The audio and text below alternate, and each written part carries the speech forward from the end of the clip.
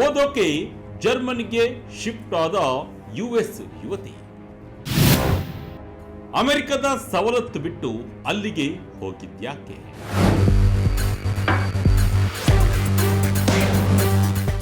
ವಿಜಯ Karnataka international YouTube ಚಾನಲ್ಗೆ ಸ್ವಾಗತ. ನಾನು ಶಂಕರ್ನ ಹೆತ್ತೂರ್. ಸಾಮಾನ್ಯವಾಗಿ ಪ್ರಪಂಚದ ನಾನಾ ಮೂಲೆಗಳಿಂದ ವಿದ್ಯಾರ್ಥಿಗಳು ಉನ್ನತ ವ್ಯಾಸಂಗಕ್ಕೆ, ಮಾಸ್ಟರ್ಸ್ ಮಾಡೋಕೆ, ರಿಸರ್ಚ್ ಮಾಡೋಕೆ, ವಿಶೇಷವಾಗಿ ಮೆಡಿಕಲ್ ಇಂಜಿನಿಯರಿಂಗ್ ಕ್ಷೇತ್ರಗಳಲ್ಲಿ ವಿಶೇಷ ಕೋರ್ಸ್ಗಳನ್ನು ಮಾಡೋಕೆ ಅಮೆರಿಕಕ್ಕೆ ಹೋಗ್ತಾರೆ. ಇತ್ತೀಚೆಗಂತೂ ಯುಎಸ್ಗೆ ಹೋದವರ ಪಟ್ಟಿಯಲ್ಲಿ ಭಾರತೀಯ ವಿದ್ಯಾರ್ಥಿಗಳು ಮುಂಚೂಣಿಯಲ್ಲಿದ್ದಾರೆ. ಹೋಗೋದನ್ನು ನಾವು ನೋಡಿದ್ದೇವೆ. ಅಮೆರಿಕದಲ್ಲಿ ಓದಿದ್ರೆ ಬೆಲೆ ಜಾಸ್ತಿ, ಜಗತ್ತಿನ ಯಾವುದೇ ದೇಶದಲ್ಲೂ ಲೈಫ್ ಸೆಟಲ್ ಆಗುತ್ತೆ ಅಂತಾನೆ ಎಲ್ಲರೂ ಭಾವಿಸ್ತಾರೆ. ಆದರೆ ಸ್ವತಃ ಅಮೆರಿಕದ ಯುವತಿಯೇ ಓದೋದಕ್ಕೆ ತನ್ನ ದೇಶವನ್ನು ಬಿಟ್ಟು ಜರ್ಮನಿಗೆ ಶಿಫ್ಟ್ ಆಗಿದ್ದಾರೆ. ಇದು ವಿಚಿತ್ರವಾಗಿ ಕಂಡ್ರೂ ನಂಬಲೇಬೇಕಾದ ಸತ್ಯ. ಯುವತಿ ಎರಿಕಾ ರಾಬರ್ಟ್ಸ್ ರವರ ರಿಯಲ್ ಸ್ಟೋರಿ. ಅಮೆರಿಕದಲ್ಲಿ ಒಳ್ಳೆ ಲೈಫ್ ಸ್ಟೈಲ್, ಅಲ್ಲಿನ ಜಗತ್ ಪ್ರಸಿದ್ಧ ಕಾಲೇಜುಗಳನ್ನು ಬಿಟ್ಟು ಇವರು ಜರ್ಮನಿಯಲ್ಲಿ ನೆಲೆಸೋಕೆ ಕಾರಣವೇನು? ಅಲ್ಲಿನ ಖರ್ಚು ವೆಚ್ಚಗಳೆಷ್ಟು? ಅಲ್ಲಿನ ಜೀವನ ಶೈಲಿ ಇವರಿಗೆ ಯಾಕೆ ಇಷ್ಟವಾಯಿತು? ಈ ಎಲ್ಲ ಇಂಟ್ರೆಸ್ಟಿಂಗ್ ವಿಷಯಗಳು ಈ ವಿಡಿಯೋದಲ್ಲಿದೆ. ಯುಎಸ್ ಬಿಟ್ಟು ಯುರೋಪ್ನತ್ತ ಹೋಗಿದ್ಯಾಕೆ? ಜರ್ಮನಿಯಲ್ಲಿ ಎರಿಕಾ ಮೆಡಿಕಲ್ ಸ್ಟೂಡೆಂಟ್. ಅಂದಹಾಗೆ ಎರಿಕರವರಿಗೆ ಜರ್ಮನಿಯ ಜೊತೆಗಿನ ನಂಟು ಶುರುವಾಗಿದ್ದು ಇತ್ತೀಚೆಗಲ್ಲ. ಅದು ಶುರುವಾಗಿದ್ದು ಅವರು ಹೈಸ್ಕೂಲ್ನಲ್ಲಿದ್ದಾಗ, ಅಂದರೆ ಅವರಿಗೆ ಕೇವಲ 16 ವರ್ಷವಿದ್ದಾಗ. ಆಗ ಅವರು ಸ್ಟೂಡೆಂಟ್ ಎಕ್ಸ್ಚೇಂಜ್ ಪ್ರೋಗ್ರಾಂ ಮೂಲಕ ಜರ್ಮನಿಯ ಮ್ಯೂನಿಕ್ ನಗರಕ್ಕೆ ಭೇಟಿ ಕೊಟ್ಟಿದ್ದರು. ಆ ಚಿಕ್ಕ ವಯಸ್ಸಿನಲ್ಲಿ ಅವರಿಗೆ ಮ್ಯೂನಿಕ್ ನಗರ ಸಿಕ್ಕಾಪಟ್ಟೆ ಇಷ್ಟವಾಗಿ ಬಿಡಿತು. ಅದಕ್ಕೆ ಮುಖ್ಯ ಕಾರಣ ಫ್ರೀಡಮ್. ಅಮೆರಿಕದಲ್ಲಿ ಹದಿಹರೆಯದ ಮಕ್ಕಳಿಗೆ ಸಿಗದ ಎಷ್ಟೋ ಸ್ವಾತಂತ್ರ್ಯ ಮತ್ತು ಸುರಕ್ಷತೆ ಜರ್ಮನಿಯಲ್ಲಿತ್ತು. ಅಲ್ಲಿನ ಸಾರ್ವಜನಿಕ ಸಾರಿಗೆ ವ್ಯವಸ್ಥೆ ಎಷ್ಟು ಸೇಫ್ ಆಗಿತ್ತಂದರೆ 16 ವರ್ಷದ ಮಕ್ಕಳು ಕೂಡ ಎಲ್ಲಿಗೆ ಬೇಕಾದರೂ ಧೈರ್ಯವಾಗಿ ಹೋಗ್ಬೋದಿತ್ತು. ತಮಗೆ ಇಷ್ಟವಾದ ಸಾಂಸ್ಕೃತಿಕ ಕಾರ್ಯಕ್ರಮಗಳಲ್ಲಿ ಭಾಗವಹಿಸಬಹುದಿತ್ತು.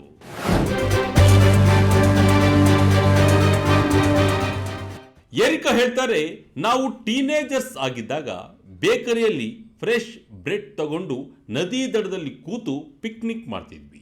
ಆ ಸರಳ ಜೀವನ ನಮಗೆ ರೋಮಾಂಚನ ಅನುಭವ ನೀಡ್ತಿತ್ತು ಅಂತ. ಅಂದು ಮ್ಯೂನಿಕ್ ಸಿಟಿಯನ್ನು ನೋಡಿದ ಎರಿಕಾ ಮುಂದೆ 10 ವರ್ಷಗಳ ನಂತರ ತಾನು ಇಲ್ಲೇ ಬಂದು ನೆಲೆಸುತ್ತೇನೆ ಅಂತ ಕನಸಿನಲ್ಲೂ ಅಂದುಕೊಂಡಿರಲಿಲ್ವಂತೆ.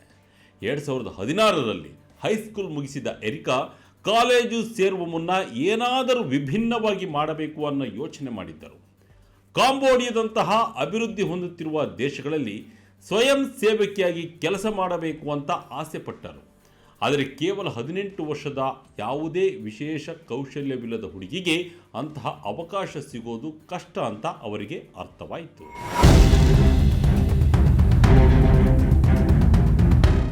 ಹೀಗಾಗಿ ಅನಿವಾರ್ಯವಾಗಿ ಅವರು ಅಮೆರಿಕದ ಮ್ಯಾಸಚೂಸೆಟ್ಸ್ನಲ್ಲಿರುವ ಕಾಲೇಜಿಗೆ ಸೇರಿಕೊಂಡರು. ಅಲ್ಲಿ ಬಯೋಕೆಮಿಸ್ಟ್ರಿ ಮತ್ತು ಫ್ರೀ ಮೆಡ್ ಕೋರ್ಸ್ಗೆ ಅಡ್ಮಿಷನ್ ಪಡೆದರು. ಎರಿಕಾ ಅವರಿಗೆ ಅಮೆರಿಕದಲ್ಲಿ ಇರೋದು ರಿಸ್ಕ್ ಇಲ್ಲದ ದಾರಿ ಅಂತ ಅವರ ತಂದೆ ಹೇಳಿದರು. ಆದರೆ ಕಾಲೇಜು ಸೇರಿದ ನಂತರ ಎರಿಕರವರಿಗೆ ಅಲ್ಲಿನ ವಾತಾವರಣ ಸೆಟ್ ಆಗಲೇ ಇಲ್ಲ. ಅವರು ಅಂದುಕೊಂಡಿದ್ದ ಸ್ವತಂತ್ರ ಜೀವನ ಅಲ್ಲಿ ಸಿಗಲಿಲ್ಲ. ಅವರು ಹೇಳ್ತಾರೆ, ನಾನು ಓದಿನಲ್ಲಿ ಒಳ್ಳೆಯ ಮಾರ್ಕ್ಸ್ ತೆಗೆದಿದ್ದೆ, ಆದರೆ ನಾನು ಏನಾಗಬೇಕು ಅಂದುಕೊಂಡಿದ್ದೇನೋ ಆ ವ್ಯಕ್ತಿತ್ವ ನನ್ನಲ್ಲಿ ಬೆಳೀತಿರಲಿಲ್ಲ. ನನಗೆ ಜನರ ಜೊತೆ ಕನೆಕ್ಟ್ ಆಗೋಕ್ಕೆ ಆಗ್ತಿರಲಿಲ್ಲ ಅಂತ. ಅವರಿಗೆ ಡಾಕ್ಟರ್ ಆಗಬೇಕು ಅನ್ನೋ ಆಸೆ ಇತ್ತು, ಆದರೆ ಬರೀ ಕೆಲಸ ಓದುವಂಥ ಜೀವನ ಕಳೆಯೋದು ಇಷ್ಟ ಇರಲಿಲ್ಲ. ಒಂದು ಒಳ್ಳೆಯ ವರ್ಕ್ ಲೈಫ್ ಬ್ಯಾಲೆನ್ಸ್ ಬೇಕಿತ್ತು. ಜೊತೆಗೆ ಬೇರೆ ಭಾಷೆ ಕಲಿಯೋದು, ಪ್ರಪಂಚ ಸುತ್ತೋದು ಅವರ ಕನಸಾಗಿತ್ತು. ಎಲ್ಲದಕ್ಕಿಂತ ಮುಖ್ಯವಾಗಿ ಅಮೆರಿಕದ ಕಾಲೇಜುಗಳ ದುಬಾರಿ ಫೀಸ್ ಮತ್ತು ತಲೆ ಮೇಲೆ ಬೀಳುವ ಸ್ಟೂಡೆಂಟ್ ಲೋನ್ ಚಿಂತೆ ಅವರನ್ನು ಕಾಡುತ್ತಿತ್ತು. ಇಡೀ 1 ವರ್ಷ ಜರ್ಮನ್ ಕಲಿಕೆ, ಮೆಡಿಕಲ್ ಕೋರ್ಸ್ ಬರೀ $100. ಅಮೆರಿಕದ ಶಿಕ್ಷಣ ಪದ್ಧತಿ ಮತ್ತು ಅಲ್ಲಿನ ಸಾಲದ ಹೊರೆಯಿಂದ ಬೇಸತ್ತ ಎರಿಕಾ 2017ರ ಬೇಸಿಗೆಯಲ್ಲಿ ಒಂದು ದೃಢ ನಿರ್ಧಾರ ಮಾಡಿದರು. ಅದೇ ಜರ್ಮನಿಗೆ ಶಿಫ್ಟ್ ಆಗೋದು. ಅವರ ಸ್ನೇಹಿತರೊಬ್ಬರು ಆಗಲೇ ಜರ್ಮನಿಯ ಸ್ಕೂಲ್ಗೆ ಟ್ರಾನ್ಸ್ಫರ್ ಆಗಿದ್ದರು. ಇದು ಕೂಡ ಎರಿಕಾಗೆ ಸ್ಫೂರ್ತಿ ಕೊಡ್ತು. ಆದರೆ ಇದನ್ನು ಮನೆಯಲ್ಲಿ ಒಪ್ಪಿಸೋದು ಸುಲಭ ಇರಲಿಲ್ಲ. ಎರಿಕಾ ಜರ್ಮನಿಯ ಶಿಕ್ಷಣ ಪದ್ಧತಿಯ ಬಗ್ಗೆ ಸಂಪೂರ್ಣ ರಿಸರ್ಚ್ ಮಾಡಿದರು. ಜರ್ಮನಿಯಲ್ಲಿ ಪಬ್ಲಿಕ್ ಫಂಡಿಂಗ್ ಮಾಡೆಲ್ ಇರುವುದರಿಂದ ಅಲ್ಲಿ ಶಿಕ್ಷಣದ ವೆಚ್ಚ ಅಮೆರಿಕಕ್ಕೆ ಹೋಲಿಸಿದರೆ ತೀರಾ ಕಡಿಮೆ ಇತ್ತು. ಆ ವಿಚಾರವನ್ನು ತಮ್ಮ ತಂದೆಗೆ ಸಾಕ್ಷಿ ಸಮೇತವಾಗಿ ವಿವರಿಸಿದರು. ಮಗಳ ಉತ್ಸಾಹ ಮತ್ತು ತಯಾರಿ ನೋಡಿ ಅವರ ತಂದೆ ಕೂಡ ಜರ್ಮನಿಗೆ ಹೋಗಲು ಒಪ್ಪಿಗೆ ಕೊಟ್ಟರು.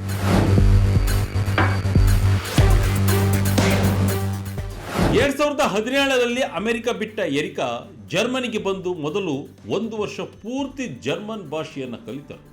ಯಾಕೆಂದರೆ ಮೆಡಿಕಲ್ ಓದಬೇಕಾದ್ರೆ ಅಲ್ಲಿನ ಭಾಷೆ ಕಲಿಯೋದು ಕಡ್ಡಾಯವಾಗಿತ್ತು. ಅವರು ಯುರೋಪಿಯನ್ ಯೂನಿಯನ್ನ ಹೊರಗಿನಿಂದ ಬಂದವರಾಗಿರೋದ್ರಿಂದ 1 ವರ್ಷ ಪ್ರಿಪರೇಟರಿ ಕಾಲೇಜು ಸೇರಬೇಕಾಯಿತು. ಅವರು ಯುರೋಪಿಯನ್ ಯೂನಿಯನ್ನ ಹೊರಗಿನಿಂದ ಬಂದವರು ಆಗಿದ್ದರಿಂದ 1 ವರ್ಷ ಪ್ರಿಪರೇಟರಿ ಕಾಲೇಜು ಸೇರಬೇಕಾಯಿತು.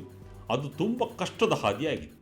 ಆದರೆ ಎರಿಕಾ ಛಲಬಿಡದೆ ಓದಿ ಉತ್ತಮ ಅಂಕಗಳೊಂದಿಗೆ ಟೆಕ್ನಿಕಲ್ ಯೂನಿವರ್ಸಿಟಿ ಆಫ್ ಮ್ಯೂನಿಕ್ನಲ್ಲಿ ಮೆಡಿಕಲ್ ಸೀಟ್ ಗಿಟ್ಟಿಸಿಕೊಂಡರು.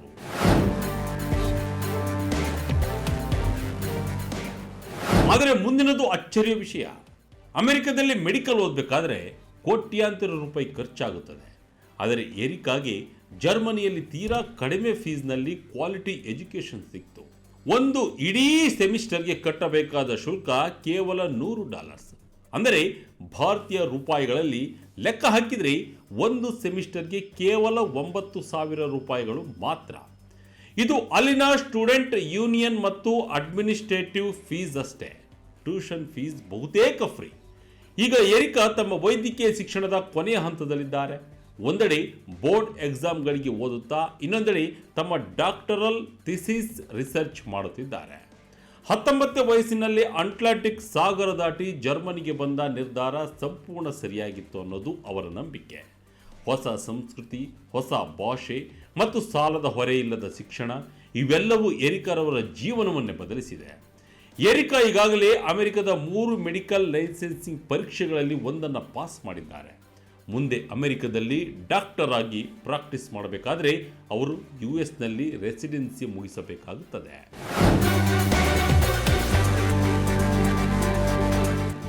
ಎರಿಕಾ ಪ್ರಕಾರ ಮ್ಯೂನಿಕ್ನಲ್ಲಿ ಜೀವನ ಅದ್ಭುತವಾಗಿದೆ. ಇಲ್ಲಿನ ಗುಣಮಟ್ಟದ ಆಹಾರ, ಆಲ್ಪ್ ಪರ್ವತಗಳಲ್ಲಿ ಟ್ರೆಕ್ಕಿಂಗ್ ಮಾಡೋದು ಮತ್ತು ಯುರೋಪ್ನ ಇತರೆ ದೇಶಗಳಿಗೆ ಕಡಿಮೆ ಖರ್ಚಿನಲ್ಲಿ ಪ್ರವಾಸ ಮಾಡೋದು ಅವರಿಗೆ ತುಂಬ ಇಷ್ಟ. ಹಾಗಂತ ಇಲ್ಲಿ ಸಮಸ್ಯೆಗಳೇ ಇಲ್ಲ ಅಂತೇನಿಲ್ಲ. ಪ್ರತಿಯೊಂದು ಕಡೆ ಇರುವಂತೆ ಇಲ್ಲೂ ಲೋಪಗಳು ಇದ್ದೇ ಇವೆ. ಮುಖ್ಯವಾಗಿ ಜರ್ಮನಿಯ ಸರ್ಕಾರಿ ಕಚೇರಿಯ ಕೆಲಸಗಳು ಕೆಲವು ಸಲ ಕಿರಿಕಿರಿ ಉಂಟು ಮಾಡುತ್ತವಂತೆ. ಪ್ರತಿಯೊಂದಕ್ಕೂ ಪೇಪರ್ ವರ್ಕ್ ಜಾಸ್ತಿ ಇರುತ್ತೆ. ಹಾಗೆ ಚಳಿಗಾಲದಲ್ಲಿ ಹಗಲು ಹೊತ್ತು ತುಂಬ ಕಡಿಮೆ ಇರೋದ್ರಿಂದ ಕತ್ತಲೆ ಆವರಿಸಿದ ವಾತಾವರಣಕ್ಕೆ ಒಗ್ಗಿಕೊಳ್ಳೋದು ಕಷ್ಟವಾಗುತ್ತೆ. ಇನ್ನು ಸಹಜವಾಗಿ ಕುಟುಂಬದಿಂದ ದೂರ ಇರೋದ್ರಿಂದ ಮನೆಯ ನೆನಪು ಅವರನ್ನು ಆಗಾಗ ಕಾಡುತ್ತದೆ. ಒಟ್ಟಿನಲ್ಲಿ ಎರಿಕಾ ಮಾಡಿದ ಈ ಸಾಹಸಮಯ ನಿರ್ಧಾರದ ಬಗ್ಗೆ ನಿಮಗೇನು ಅನಿಸುತ್ತೆ? ಈ ಅಭಿಪ್ರಾಯವನ್ನು ಕಮೆಂಟ್ ಮಾಡುವ ಮೂಲಕ ನಮಗೆ ತಿಳಿಸಿ. ಇದಾಗಿತ್ತು ಈ ಕ್ಷಣದ ಇಂಟ್ರೆಸ್ಟಿಂಗ್ ಸ್ಟೋರಿ. ಇದೇ ರೀತಿಯ ಸ್ಟೋರಿಗಾಗಿ Vijaya Karnataka international YouTube channel, Facebook channel follow ಮಾಡ್ತಾ ಇರಿ. ಧನ್ಯವಾದಗಳು.